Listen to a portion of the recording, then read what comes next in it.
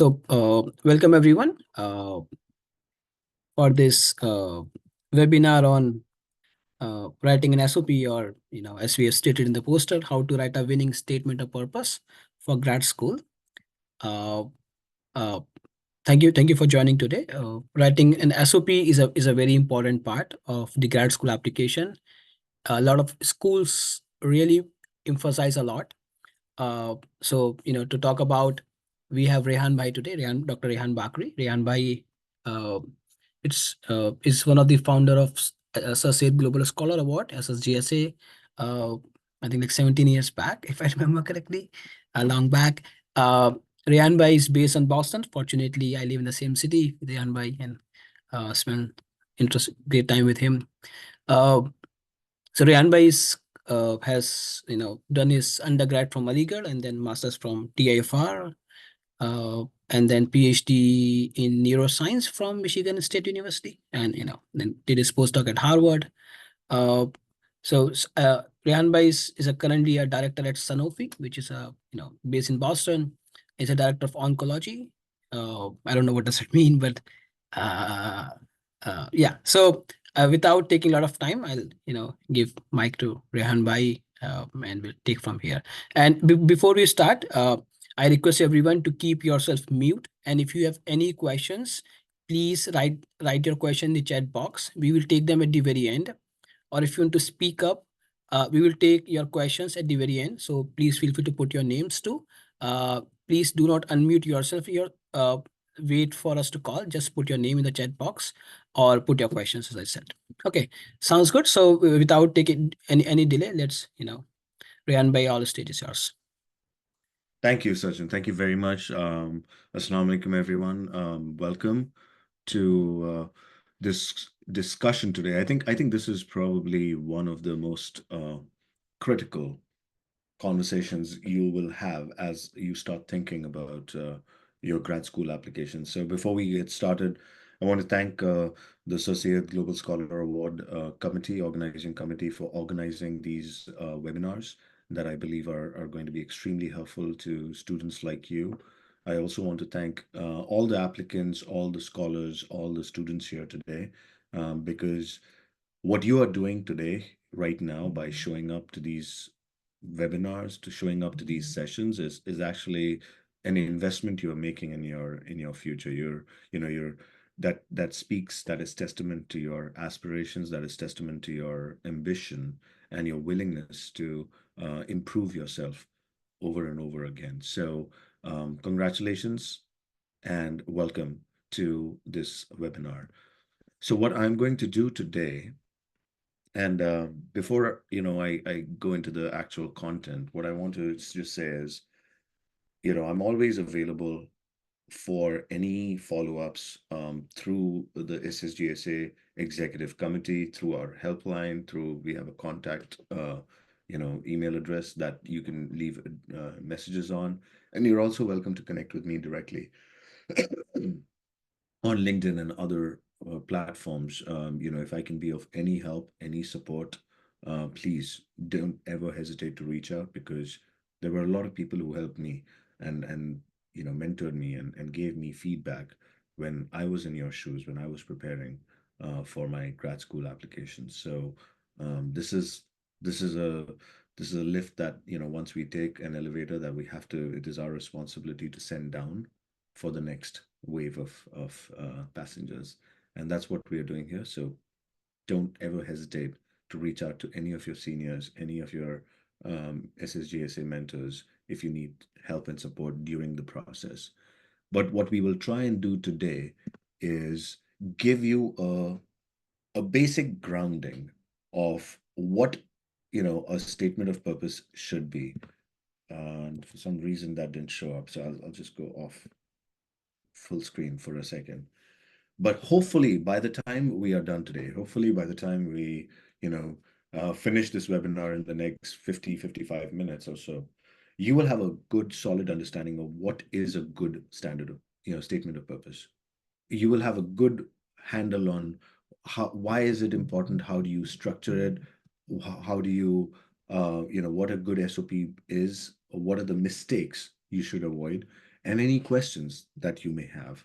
We'll make sure that continue to keep your questions rolling. You don't have to wait until the end. So let's go to the content itself. What is a standard statement of purpose? Okay.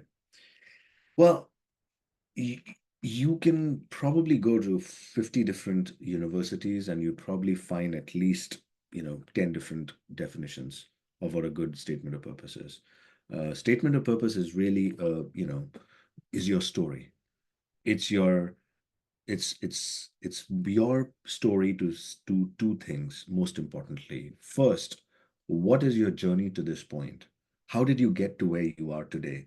Today, if you are applying to a master's program or a PhD program, um, for younger students, even for an undergrad, well, how has your journey so far prepared you until this moment? That's one component of a statement of purpose. The other component of your statement of purpose is forward looking. What is your potential? Because right now, your resume is just about all the great things you've done so far. But what tells me if I am the evaluation committee, if I'm in the assessment committee, what is going to tell me what your potential could be, what your upside can be? So communicate your true potential is something that's really why a good SOP is necessary. It's one of the most critical elements of a grad school application, right? I mean, you've probably by now you already know that there's the test scores where they are required.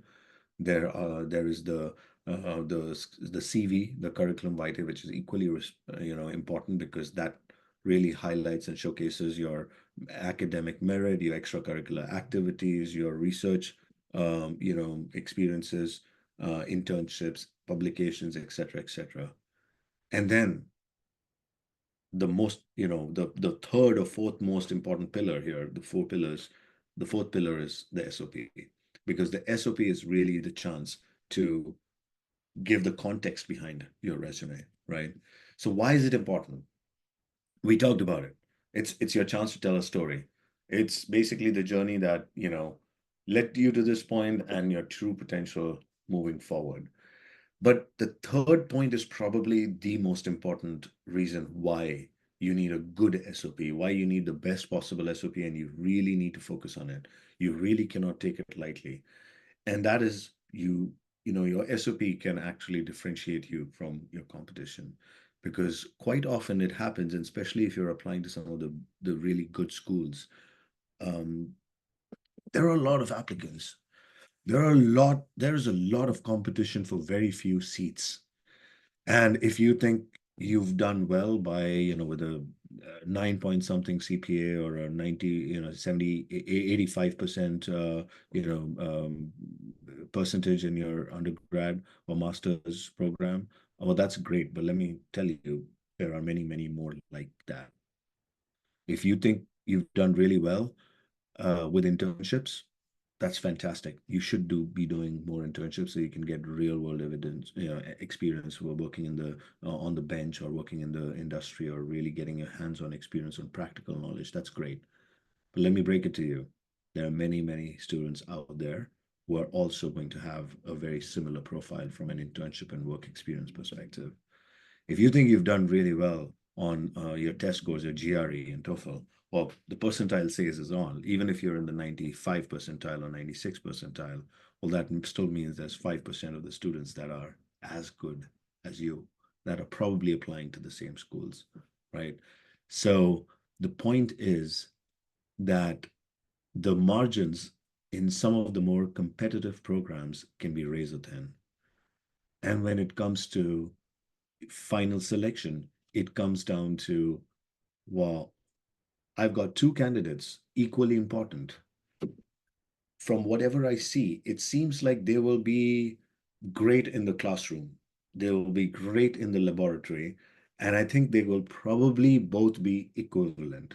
So now the final decision comes to you're going to be spending a lot of time on campus as the admissions coordinator or the panel committee evaluation panel. Now I'm thinking about, well, which of these can be a true leader?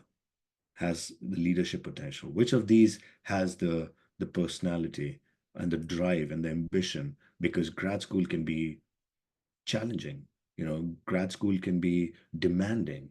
And so what you really want to look for is that persistence, is that resilience, is that ability to multitask, is that ability to problem solve, is that ability to really communicate, your ideas to, in a simple manner, in simple, words, in simple language.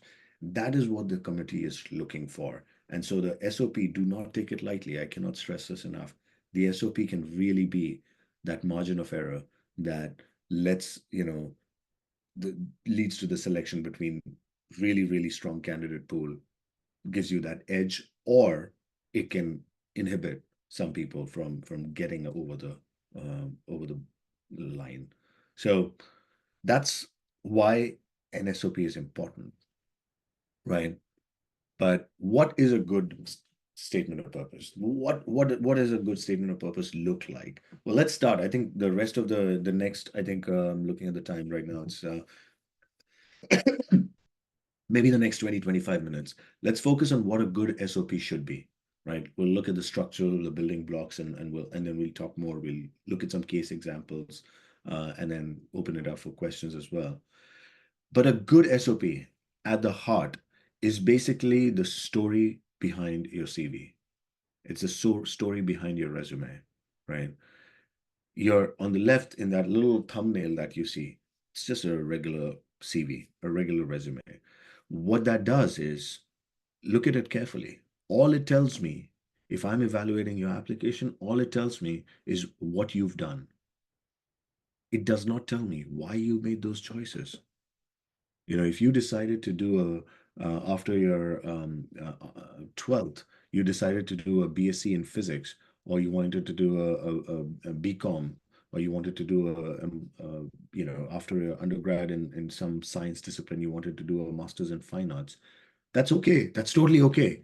And the resume is going to tell me what you did. What it won't tell me is why you made those choices. And that is a really important component that I need you to remember. When you go back and start drafting your SOP, always think about, I did this because and therefore, right? Think it through in your head. It's really, this is important. You did something because why? No, इसमें admission मिल गया कर लिया. No, I mean that can't be the reason you write down. Maybe if it is, even if it is, right? So why you did something, why you pursued a certain line of interest, academic interest, and therefore what? So what? So why are you applying to this course now? Because of that, right? So that's the link you want to start thinking about, and the SOP, really a good SOP should connect these dots. So really showing your not just your transitions over the years, but really how have you grown, how have you improved, and how have your experiences shaped what you want to be and prepared you for what you're applying to be, right? So that's the key. Do not, and I cannot impress upon this enough. There are a lot of students who make the mistake of basically just rewriting their resume in words. Then I went this, then I went and did this, then I went and did a internship here, and then I did a project on this, and then they explain, full paragraph on what that project was. And then I went and did another project, and then they explain a full paragraph on the project. Well, maybe some of it is necessary, but the balance is the why, right? Why? So what? Think about those things. Any questions so far? Sajjan, I'm not looking at the question at the chat. Any questions coming? Not so far, Rehan bhai. Okay. Thank you. Yeah. I mean, if anyone has any questions at any point, please just, punch them in, or just, unmute yourself and start, asking. Let's make this interactive. Okay. So let's talk about what is a good SOP. How do you write a good SOP, right? Step one, lay the ground rules. Different word limits. Should it be a paragraph? Should it be a personal statement, a personal story? Should it be a Q&A style? That depends on where you're applying for. So do your research, do your background. If you're interested in, 5 or 6 or 7 universities, look up what their requirements are, and then build out what that format you need to work towards. So that's basically just at the beginning. This is where you start. Okay, what I'm going to tell you is how you go through those steps. How do you transition to through the steps? So um, that's step one. Figure out what exactly do you need to write structurally, like the guardrails. Is it a graduate program that you're applying to? Is it something that basically you just apply to a big graduate program, and then there's a selection committee, and then you go in, and then you have the opportunity to do rotations and figure out where you want to go? Well, you'll write it differently. Versus, for example, if you're applying to some lab in Germany, where you might be applying directly to that scientist's lab, that might work very differently because it's a direct placement in the lab. So your statement of purpose has to be more tailored instead of more generalized, right? The third bullet is probably the most important, right? Because on this slide, because that starts with what are you actually going to do in terms of content? The content is really key here. So what my recommendation to you is sit down one good, nice, Saturday morning or Sunday morning when your brain is all fresh, grab a cup of chai or coffee, whatever works for you, and then start on an Excel file or a Word document, doesn't matter, but really start to list out those those highlights in your profile that you think drive a competitive edge for you, right? Just bullet points, nothing major. You don't have to write paragraphs. Just start with what are those things that really make you a great fit or a great candidate for this particular department, for this particular degree, for this particular school, right? It could be about your interests. It could be about your experiences, whether in, real world job experience or internships. It could be your publications, all the great things that you think you need to highlight. If there are gaps in your story, write them out too. That is also important, right? I mean, if you dropped a couple of years for preparing for medical school, for example, just write it out. Write out everything on bullet points, that these are the highlights, these are the gaps. This is what I really want to communicate in terms of content. Build out what you can call a content map. Okay, there's no language here. There's no paragraph statements, fancy editing. Just bullet point the content. And then the fourth point is about the particular schools you're interested in, right? You can have some of it is more general. It can be applicable to every university, every school you apply to. Things about how this degree is going to help you, what your future is, vision is for yourself, and things like that. That could be, again, simple bullet points in an Excel or a Word document about yourself, but also start thinking about the schools you are interested in. If you're interested in a Princeton or a University of Ohio or a Florida State University or a Stanford University, it doesn't matter what level of university you're interested in.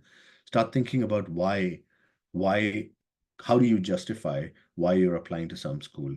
Well, maybe it's, one of the best rated schools for the discipline that you're interested in. Maybe it has a concentration of 2 or 3 faculty that are, world renowned in the area of interest that you have expressed. Maybe it's because they have a really thriving international student population, and you're really looking forward to, using that if you're in the, creative arts. Then maybe that's something that you can thrive on. Whatever it is, doesn't matter what. Write it down before you even start writing a paragraph. So those are the ground rules, right? That's the ground map. Then you get into structuring your SOP.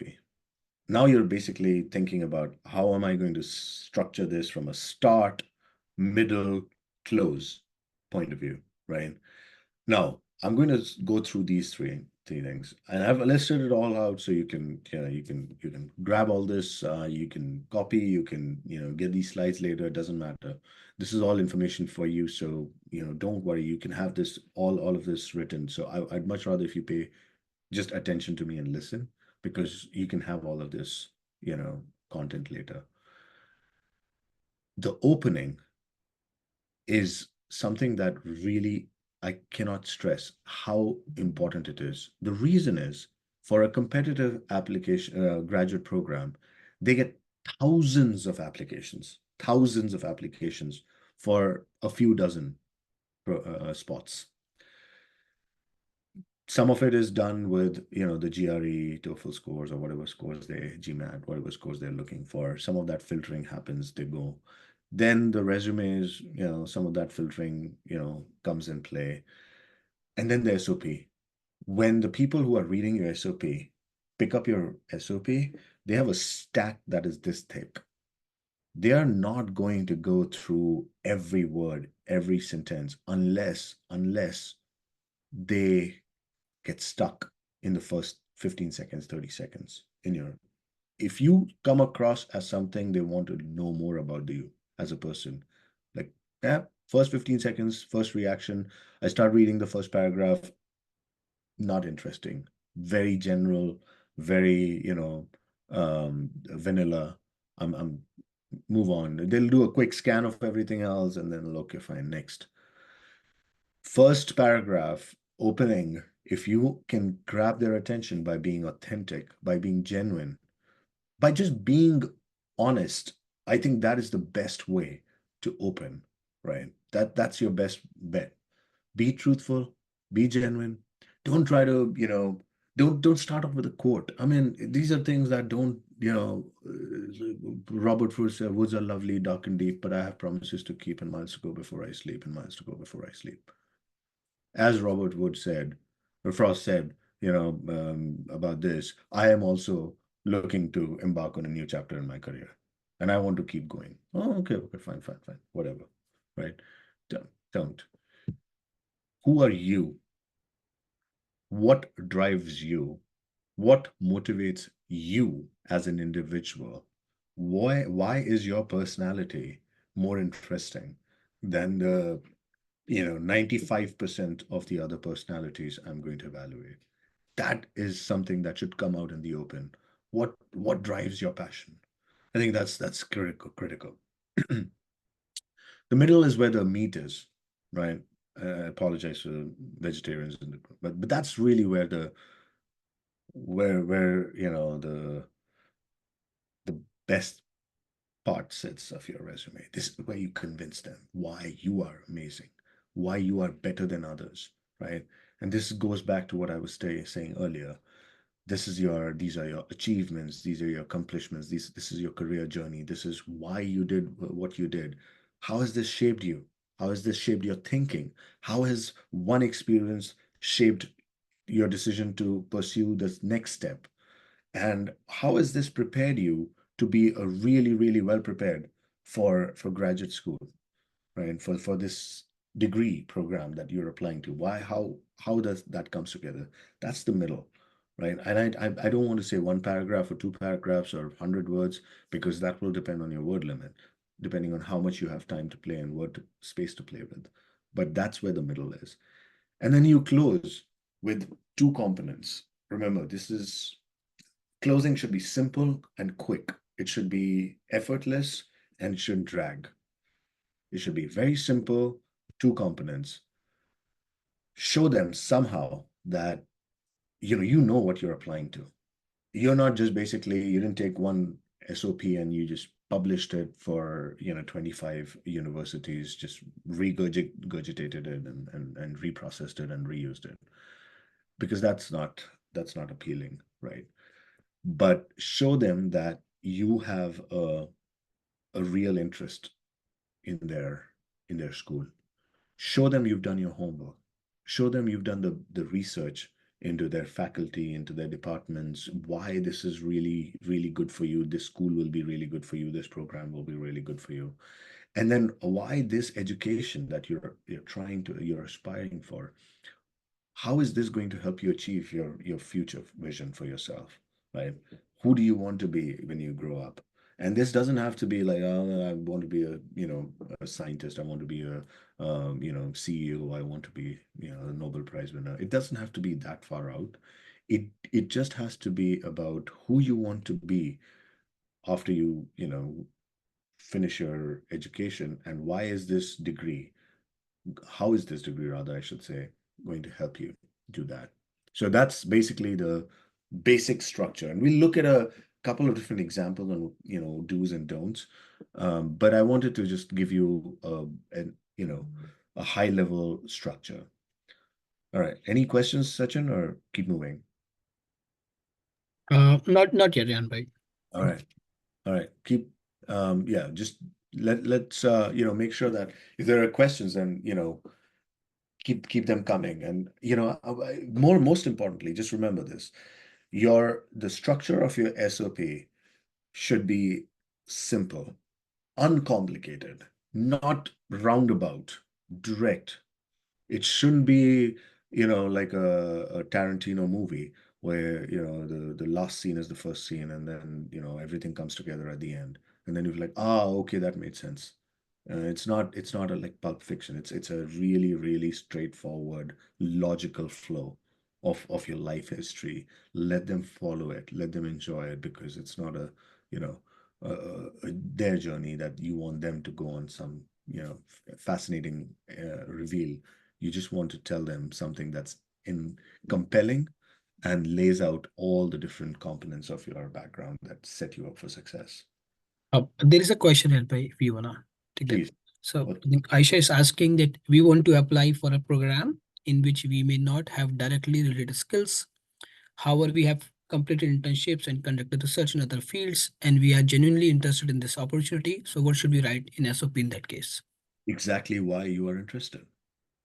That's exactly why you should, what you should do is, if you're telling me that your background is in mathematics and you want to do a, a PhD in history, I'm not someone that needs to judge you on that.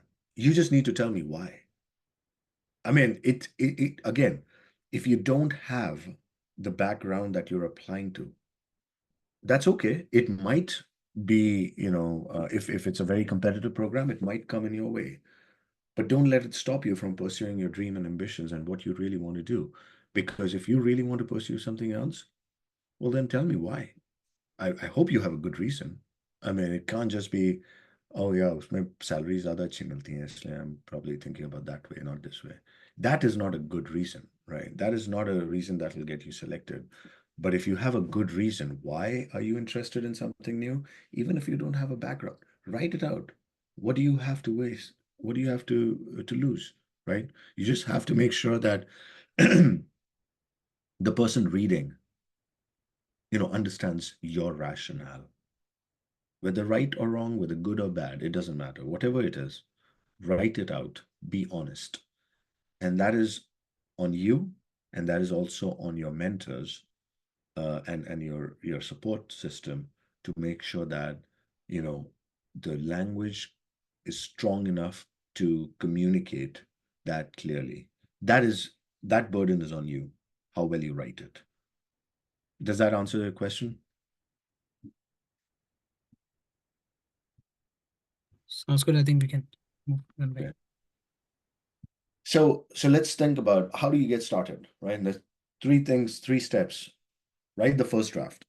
Don't think too much. After you've written down the Excel or the Word document, the laundry list of your roadmap, or your ground rules, after you've compiled that document, don't think so much. Don't think too much. Just write. Just sit down on a computer, or if you're still old school and you prefer writing with a pen and paper, just sit down and start hacking away at words, at alphabets. Just put something together, something. It doesn't have to be great. It doesn't have to be perfect. Don't Remember this. Don't let perfection be the enemy of great, right? You don't wait for that perfect moment and that perfect, brainwave to really, start writing. Don't wait for it. Just write. Just sit down, start writing.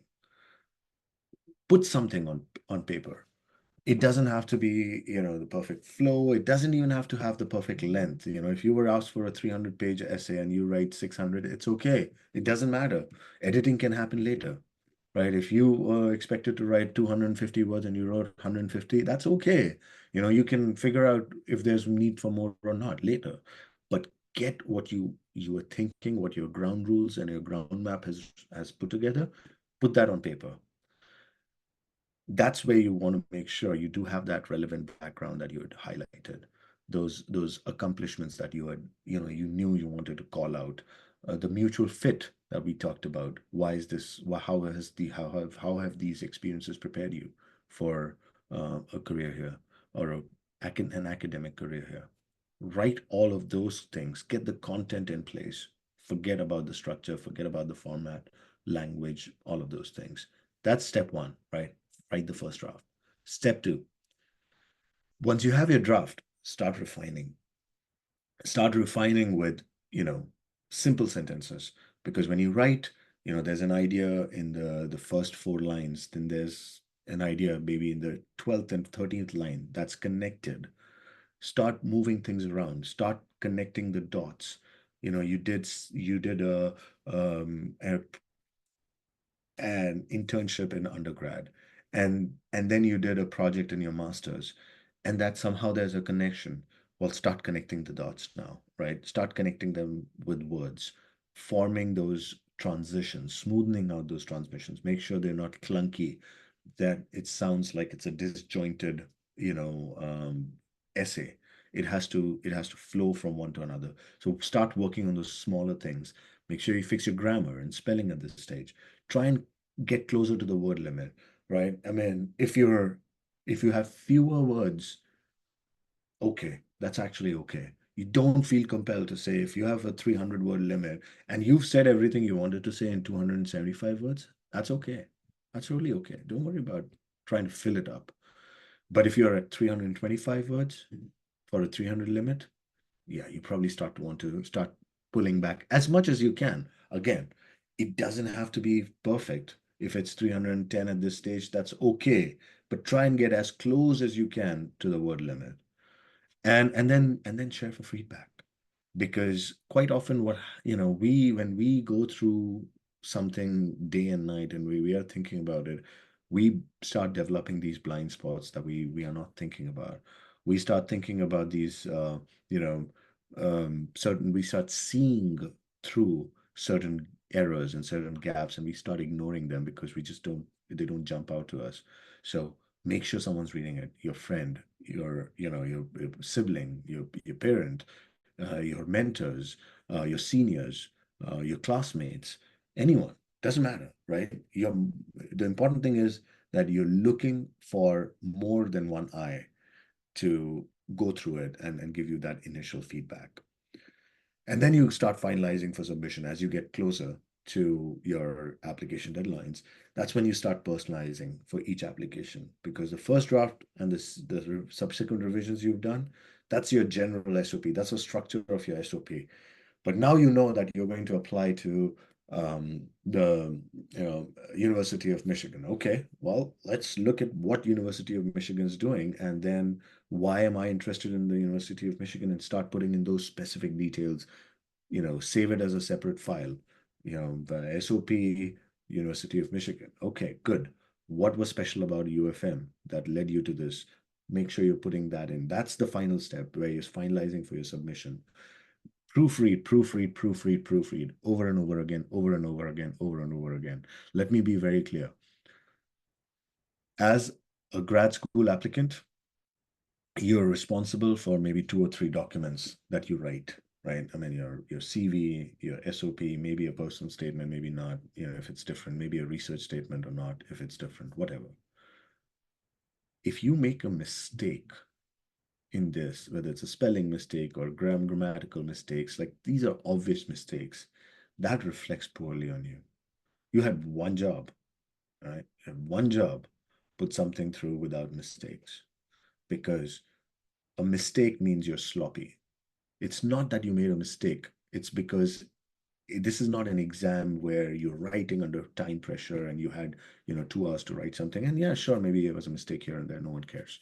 As long as you understand what you're saying, what you know the content. This is different. This is a polished, refined, a formal submission. And if you make mistakes here, if there are grammatical errors, if there's spelling mistakes, then that means you were sloppy. That means you had plenty of time.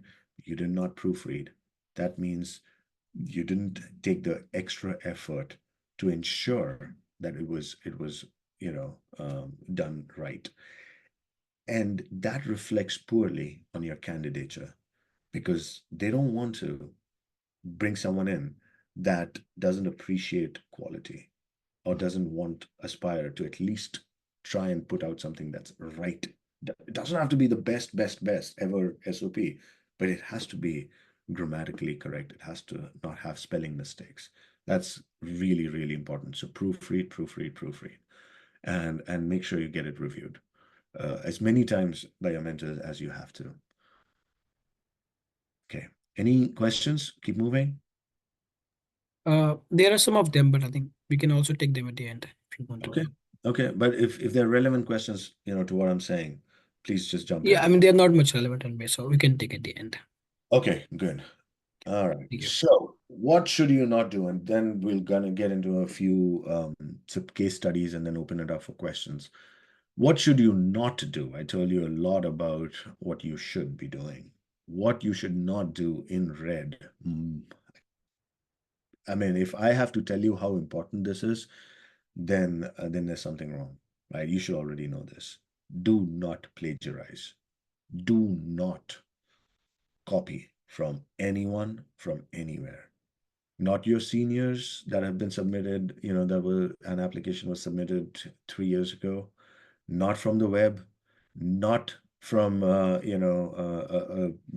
template SOP you find online, and not from books or self-help manuscripts.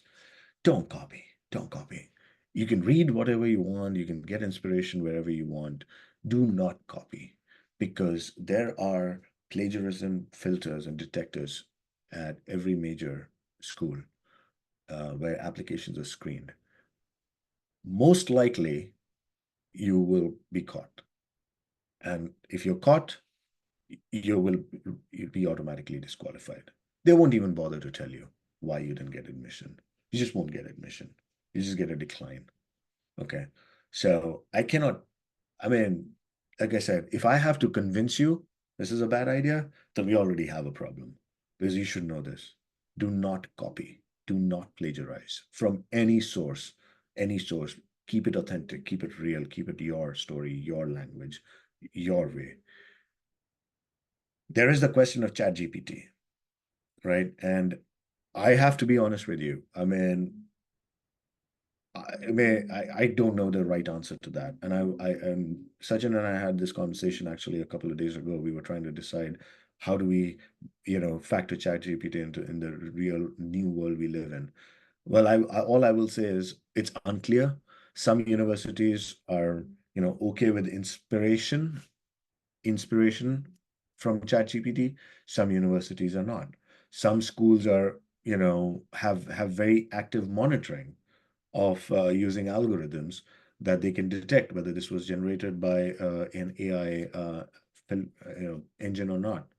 So the bottom line is because there is so much doubt and lack of clarity at this stage on how this will be, don't use ChatGPT. That will be my recommendation. Don't use ChatGPT because if more than one people have the same or similar prompts, ChatGPT will churn out something that's very similar, at least in blocks. It might personalize things for you, but the overall language, the overall structure, there's a lot of consistency because the machine learns for everyone, not just for you, right? So there's a generalization that is always implied in these AI engines. So I think my personal take on this is ChatGPT falls within the realm of plagiarism. Don't use it because if that becomes the reason you didn't get selected, that would be unfortunate, right? So don't use it. That would be my recommendation. Do not embellish the truth. Don't make stories up. Don't, add things that are blatantly false, for obvious reasons. That's morally wrong, unethical, and also you will get caught, because you have to sign a disclaimer at the end that, all the information you provided is accurate. So don't embellish the truth. Be honest. Do not be negative in tone. Now, this is an interesting one because there are some students who will basically complain about, I was at AMU, the Right. the Department of Zoology is still doing. What is the form? Sorry, is that a question? Yeah, is there a question? I think there was a confusion here. Very sorry. You can continue. Sorry for No, that. no worries, no worries, no worries. If there's a question, please unmute yourself and you know feel free to ask. But your question is the point was I was making is about negativity, and I've seen this, and I cannot tell you how many times I've seen this in and some of the SOPs that come out of AMU, where the students from zoology or botany, and they feel like we didn't have the right laboratory support, we didn't have the resources, so of course I didn't do anything. And then when you write disparagingly about the facilities. I never had this. We didn't even have a pipette. We were sucking on HCl with my mouth pipette and trying to measure 11 milliliters. That's how bad things are here, and that's why I want to go to the US to do good research. Probably true, fair. I actually would agree with you on many points, but that's being negative. You're again, what the evaluation committee is looking for is your ability to be resilient in the face of challenges. You want to take those experiences and turn them around, and I will show you a couple of examples where we can look at those, but turn them around into positive, takeaways, and say, I was able to do some, this and this with limited resources. And should I be have the fortune to be able to work in these world-class laboratories, I'm confident I will be able to, achieve new heights. Now that's a positive spin that says the same thing, that you didn't have the resources and you're complaining, but instead of sounding like complaining, you making it a positive takeaway of what good can help you be, right? So that's what I may mean by do not be negative in tone. Don't be bombastic with language. Don't. I know everyone's going to prepare for GRE. Everyone's going to work, learn new words, um, and it comes with, great power comes great responsibility. Same thing with new words comes, even more responsibility to use them responsibly. Um, See it all the time. We see it all the time. Don't use it. Don't. Just keep it simple, formal. Very important. Make this is a formal document. So the language needs to be formal, but not overcomplicated. Just simple, formal sentences, simple, formal words. That's it. And don't exceed the word limit in your final submission. Not by a single word. Finally, if 300 words, don't do 301. Don't do it. Don't do it. Because again, it goes back to talking about your ability to follow guardrails and guidelines and rules, and being able to manage your time and work, because it says you're sloppy. You were told 300 words, you could have cut an is somewhere, and you didn't. You chose to upload 301. That was a conscious and a very deliberate decision to upload 301 words. So too bad. We don't like that. So do not exceed the word limit. Follow the guardrails. So I'm going to go into some of the case studies and from the past, and I obviously there's a lot of that is blinded, but this is interactive. Okay, now I really want everyone to get engaged. So far you've just been listening, and that's okay. But now I want everyone to read with me. Okay, and please feel free to write, type, or unmute and speak.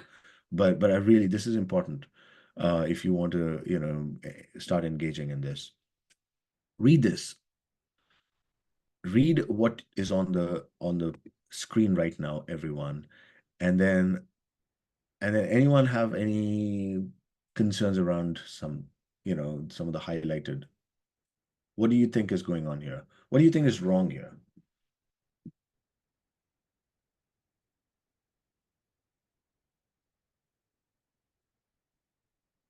I'll wait a couple of minutes or maybe a few seconds before we move on.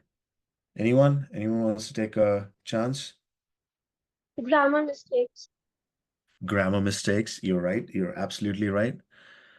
You're absolutely right. And the words are not correct, like the meanings. Absolutely right. You're right. The words are not used in the right place. The wrong words in the wrong place. So it really shows that you're just trying to throw good words out. And yeah, exactly. You're right. Absolutely. Bombastic words. So that is an example here. The word alacrity. You look up Merriam-Webster dictionary. It means promptness in response, cheerful readiness. My love and alacrity for nature eventually transformed into a profound interest in biological science and research. I have no idea what that even means. I generally don't know what that means. And then this person talks about influenced by, Steve Irwin. I mean, he's a famous crocodile hunter. He's talking about snapping animals, and that is what influenced him. Perhaps so. The only problem, his application is for a degree in molecular genetics. It's not for wildlife. So I'm trying to connect the dots here because you just wasted approximately, 50 words saying something that actually doesn't make a lot of sense and giving me your idea, your idol that is unrelated to, the point you're trying to make. So it's a waste. Don't do it, right? Here's another example. This is, one of my pet peeves. And I've spoken to admissions coordinators across the country from many, many, many schools, and they tell me it's something that is an immediate turnoff. A dream acted upon by confidence becomes an ambition. That, when followed with determination, defines the purpose of existence in its entirety. All right, fantastic. I don't even know actually who the author is, who said this, because they didn't even provide the name of the individual. But this is not personal. This is not, something that is your story. You can write all of these things, but write it in your own words. Don't start with a quote. I think I said this earlier as well. This is another example where, and I want to talk about the bottom part in a second, but the first part, all credit goes to Benjamin Pierce, who authored my favorite book, Genetics: A Conceptual Approach. It's not, it can't be. No one's favorite book is, Genetics: A Conceptual Approach, right? I mean, you really like the book, you really enjoyed the book. Maybe you learned a lot from that book. Maybe it's your favorite, zoology or biology textbook because of the way it's written and illustrated. But when you start to say that this is basically एक book ने मेरी जिंदगी बदल दी, genetics, a conceptual approach, वो भी मतलब ऐसा है कि, it's not really the book that, it's a textbook. It's not even the story of DNA or something like that that really inspires you. But this is a textbook. So be authentic. You don't have to exaggerate. If you liked a book and it was the basis of why you wanted to do something, that's perfectly fine. Write it exactly like that. Don't oversell it. I've never seen anything and changed the way I looked at the world. And I would, after I read this book, I looked out of the window and I saw a tree and I said, wow, look at those molecules within inside bouncing around inside those xylem and phloem. That's not authentic, right? That's not authentic. Keep it authentic. Now let's talk about the bottom half. Read this. I won't read it out. I think all of you can read it, but I'll summarize it for you. What this individual is doing is basically, I'm sure their marks were not good. I don't remember. This was a while ago when I corrected this SOP. But I know And by the way, these are all real submissions to SSGSA. These are SOPs that I have personally helped review. So these are not pulled from the web. But this person probably didn't have very solid grades. That's okay. I think what we did eventually was we tried to find a way to figure out and justify why that could have been the case, and what else complements the lack of good grades. But then look at this. What does this say? This basically is trying to tear down the whole system of marking, of grading. It's basically saying a scientist doesn't mean you need good grades. And it's probably true. It actually is probably true, because it's true. I've seen it myself that some of the best students didn't make great scientists, and some of the average students had the creativity and my problem solving skills that made them great scientists. But don't attack the institution of grading to prove your point. Focus on yourself. Focus on your candidature, right? Don't focus on trying to change the world, right? This is about you. This is your story. You're not trying to convince them to change their way of eh, academic rigor. All right. What do people think about this one? Anyone wants to get off mute or talk about it? What are your takeaway, first impression on this?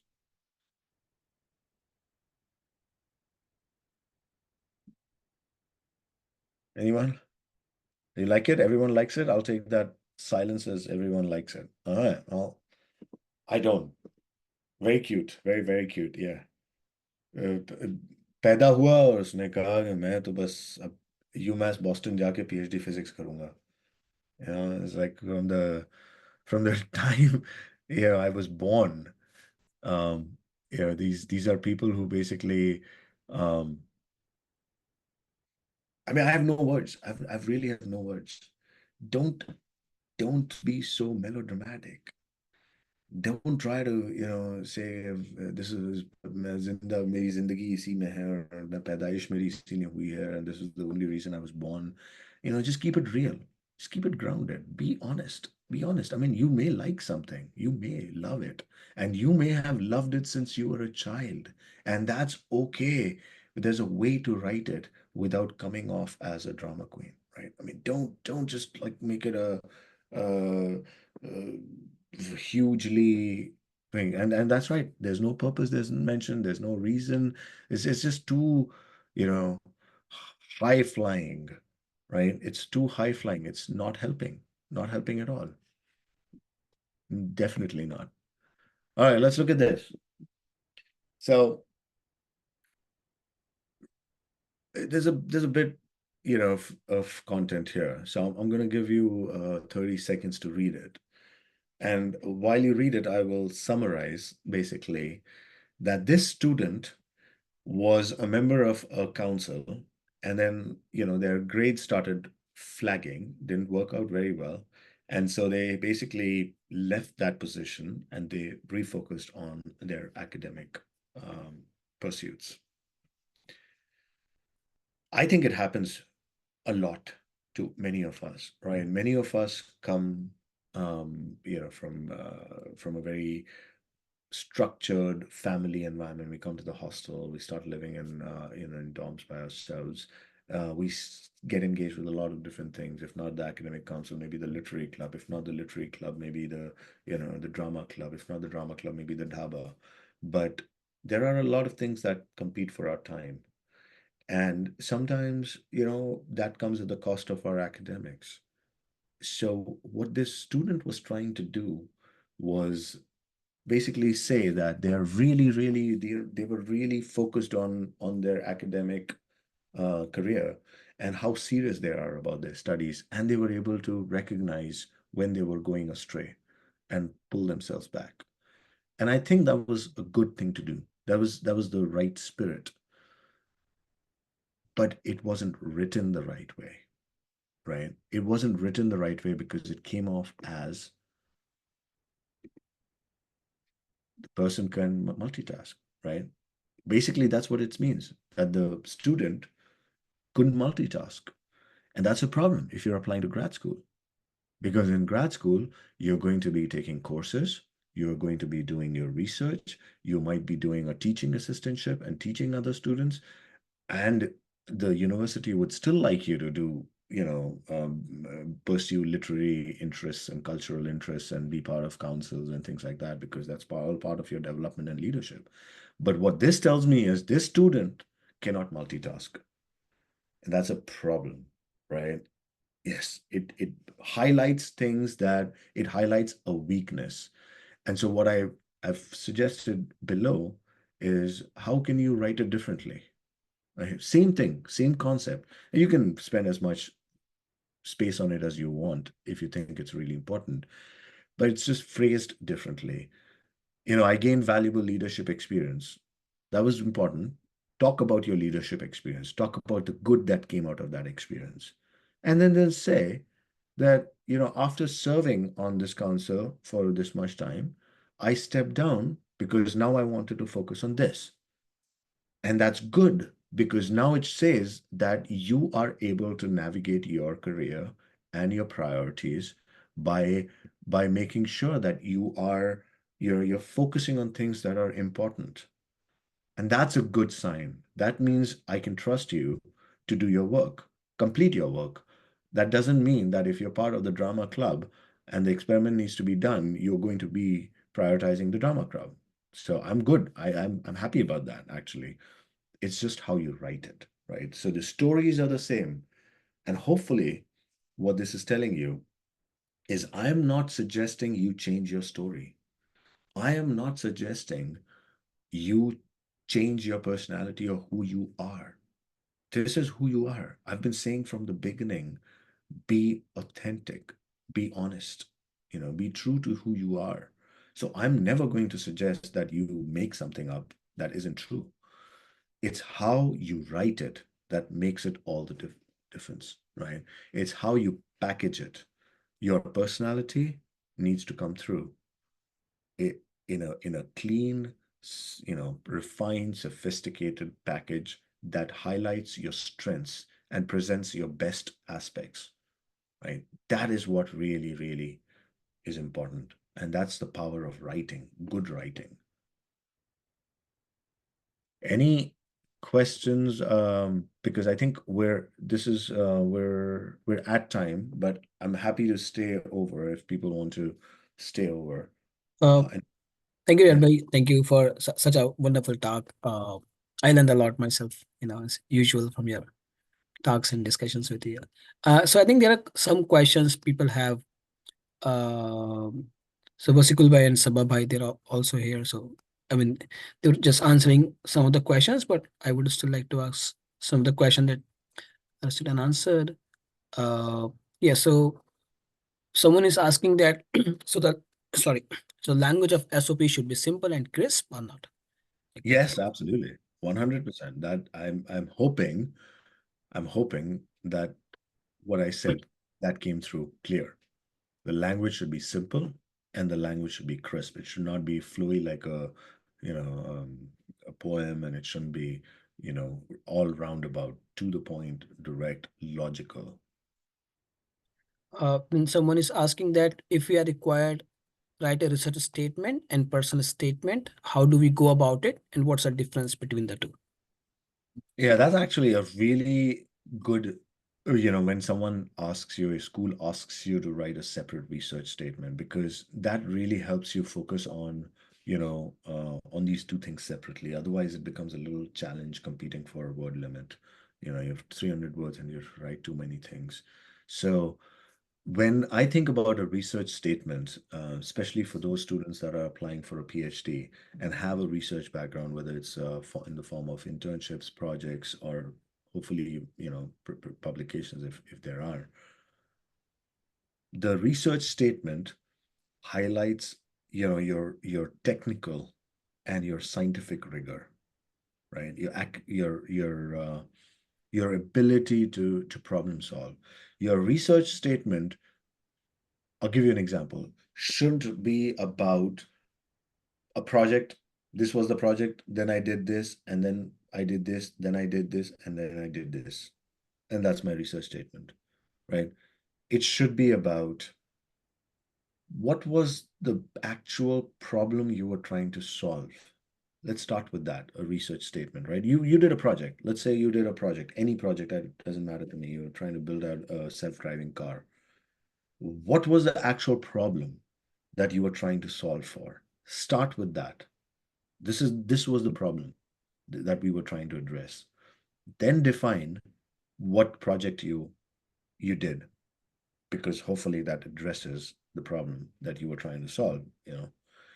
And then basically focus on your role in that project. After you describe the overarching project, focus on what you did, you contributed, and highlight where, you know, you can showcase things where you were able to demonstrate leadership, step up and take a leadership role. If you have some examples, demonstrate where you demonstrated a resilience and you were able to overcome persistent, you know, challenges. Showcase how you were able to leverage any problem solving skills. Maybe there was a problem and there were lack of resources, but then you were able to figure out something that you know, be more resourceful and be able to actually solve it with something less. Examples, right? These are examples. I'm not saying you need to look for all of these things in each one of your projects experiences, but that's basically what a research statement should focus on, as opposed to, you know, just a completely technical, you know, bolus of information. And then you know, this algorithm did this, and then this. No, no, don't focus on that so much. Get into the context, the highlights, how what that tells about you.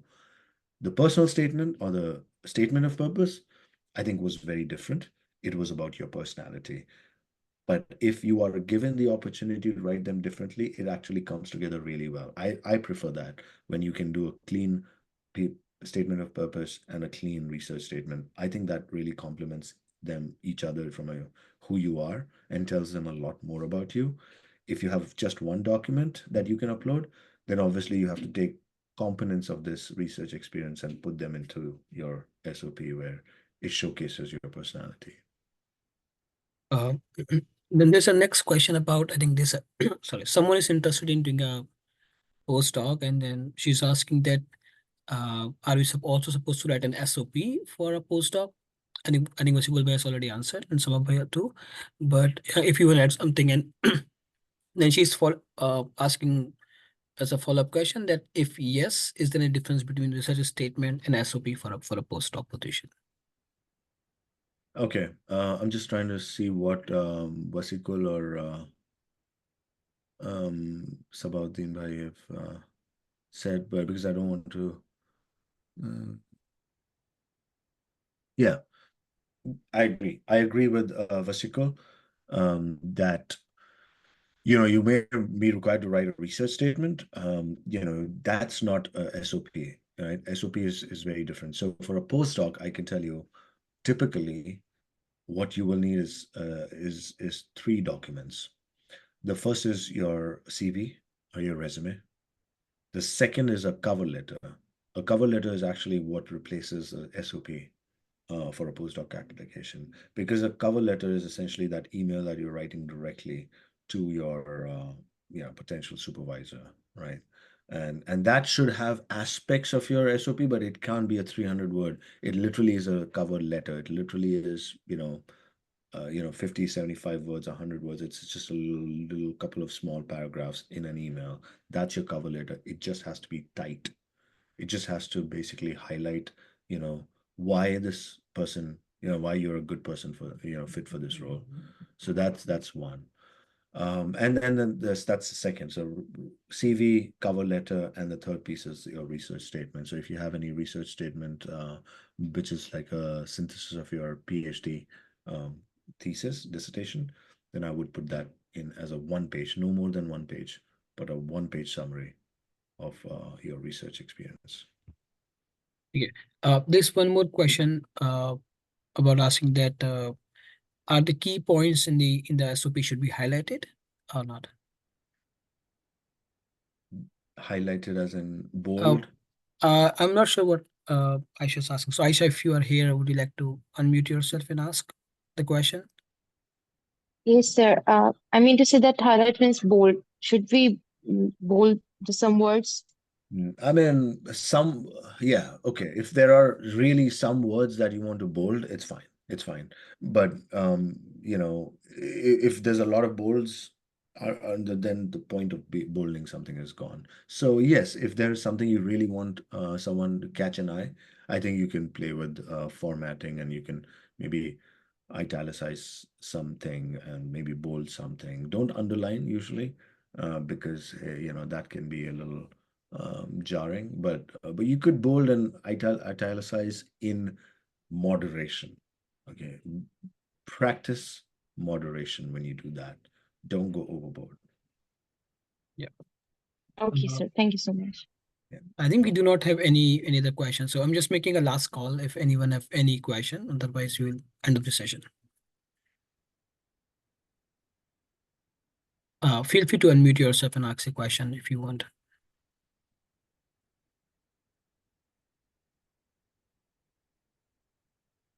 Okay. I think sounds good. Thank you, Rehan bhai. Thank you very much for getting some time from your busy schedule. Always, I know it's like a very kind of tough, but you still find out. So thank you for explaining the nuts and bolts of writing an SOP. Uh, yeah, I mean, thank you for saying that word beauty. The sentence that just do not explain, just do not copy your CV. Just do not write them in words. Also mention why you have done this task and where you are gonna go with that. So make a story, just not just copy that. And thank you for emphasizing on confusing topics like using chat gpt and so on. So yeah, thank you very much again. And yeah, definitely, I think Abbas is asking, can we connect you on LinkedIn? Yes. yes, absolutely. Yeah. Please. So Happy yeah, to. I'm happy to connect with anyone, and I'm happy to work with the SSGSA team here, which is doing an incredible job. So thank you so much, Sachin, Sabaddin, Vasikul, all of you.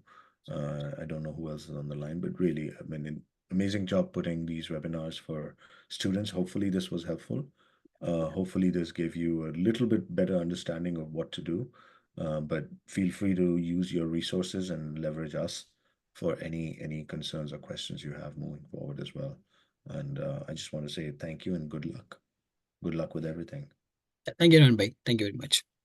Thank you. Thank you. Stop.